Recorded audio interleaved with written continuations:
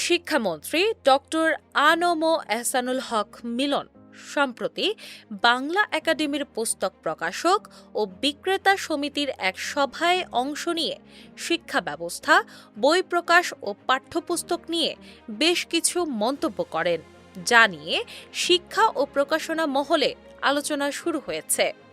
সভায় তিনি বর্তমান শিক্ষা ব্যবস্থার অগ্রগতি তুলে ধরে এমন এক ভবিষ্যতের কথা বলেন যেখানে নোট ও গাইড বইয়ের আর প্রয়োজন থাকবে না।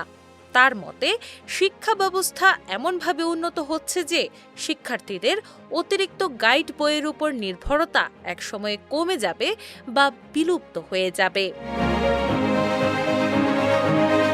মন্ত্রীর এই মন্তব্যকে কেউ কেউ ইতিবাচক দৃষ্টিতে দেখলেও অনেক অভিভাবক ও সংশ্লিষ্ট মহল বিষয়টি নিয়ে প্রশ্ন তুলেছেন।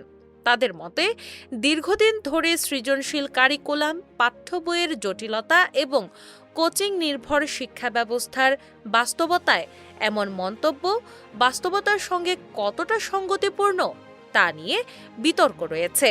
সভায় উপস্থিত অনেকেই মন্ত্রীর বক্তব্যকে হাততালির মাধ্যমে স্বাগত জানালেও সামাজিক যোগাযোগ মাধ্যমে এ নিয়ে ভিন্ন মত দেখা গেছে।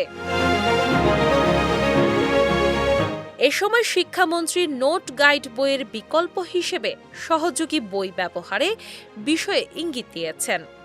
তার বক্তব্যে বোঝা যায়, নোট বা গাইড বইয়ের ধারণা বদলে নতুন নামে শিক্ষার্থীদের জন্য সহায়ক বই ব্যবহারের একটি কাঠামো থাকতে পারে। তবে সমালোচকদের মতে, নাম পরিবর্তন করে একই ধরনের বই বাজারে থাকলে মূল সমস্যার পরিবর্তন কতটা হবে তা নিয়ে প্রশ্ন থেকেই যায়। সভায় বই মুদ্রণ শিল্পকে তিনি একটি শিল্প হিসেবে স্বীকৃতি দেওয়ার প্রসঙ্গ উল্লেখ করেন, যা প্রকাশনা ব্যবসায়ীদের জন্য উৎসাহজনক হিসেবে দেখা হলেও বাস্তব চিত্র নিয়ে ভিন্ন আলোচনা রয়েছে।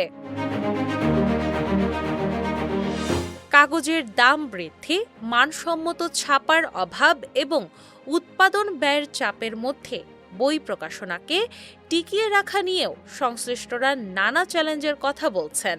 এছাড়া শিক্ষামন্ত্রী তার বক্তব্যে দেশের শিক্ষা উন্নয়নে সরকারের বিভিন্ন পদক্ষেপ ও অর্জনের কথাও তুলে ধরেন। তিনি দাবি করেন, তুলনামূলকভাবে সাশ্রয়ী মূল্যে শিক্ষার্থীদের হাতে পাঠ্য বই পৌঁছে দেওয়ার ক্ষেত্রে বাংলাদেশ উল্লেখযোগ্য অগ্রগতি অর্জন করেছে। তবে এই সাশ্রয়ের পাশাপাশি বইয়ের মান, পাঠ্যক্রমের কার্যকারিতা এবং শিক্ষার্থীদের বাস্তব চাপ কমেছে কিনা এই প্রশ্নও আলোচনায় এসেছে। সব মিলিয়ে শিক্ষামন্ত্রীর এই বক্তব্যকে ঘিরে একদিকে যেমন প্রশংসা রয়েছে, অন্যদিকে বাস্তবতা ও নীতির প্রয়োগ নিয়ে নানান প্রশ্ন উঠেছে। শিক্ষা খাতের ভবিষ্যৎ দিক নির্দেশনা হিসেবে এমন মন্তব্য গুরুত্বপূর্ণ হলেও তা কতটা বাস্তবসম্মতভাবে প্রয়োগ হবে সেটি এখন দেখার বিষয়। ডেস্ক রিপোর্ট, বাংলা বাজার পত্রিকা।